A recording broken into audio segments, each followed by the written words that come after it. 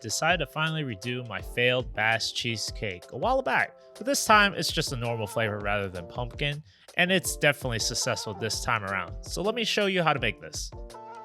We'll first butter up a cake pan so that when we place our parchment paper inside of it, it'll help stick and conform to the pan easier for later. We'll preheat our oven to 400 degrees Fahrenheit and get out 3 packs of cream cheese, or 24 ounces in total. Make sure they're at room temperature or it's going to be difficult to mix. Add in 3/4 cups of sugar and a pinch of salt as well.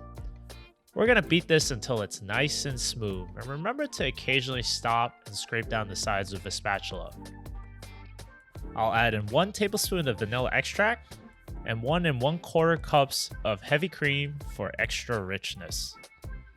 Begin to mix again to incorporate everything until once again nice and smooth. I say this is a super easy baking recipe.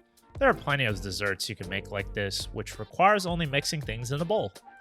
When everything is incorporated, we're going to add in 4 eggs, one at a time. Add 1, mix everything until incorporated, then add the next one. Repeat this until you have all your eggs combined. Once we finish adding and mixing our 4 eggs, sift in 3 tablespoons of flour, and this should be the last thing we need to add in and mix before we finally pour it into our prepped cake pan.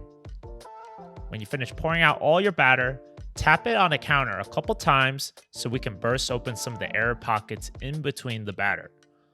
We'll stick this in our preheated 400 degrees Fahrenheit oven for around 1 hour or until the cheesecake looks almost burnt, but it's more of like a caramelized color if anything.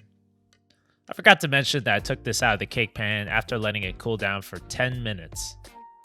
I removed the excess parchment paper so it's a little bit more presentable, and then I just cut a slice to serve. Here is a successful Basque cheesecake. The outside's a bit crunchy with a slight bitter caramel flavor which complements the soft middle section. Hope y'all give this a try as it's a simple dessert to bake, and let me know what you think. Hey everyone, thanks for watching my video, and if you enjoyed it, please like and subscribe and follow my Instagram at WeCanCooks. Thanks for the support.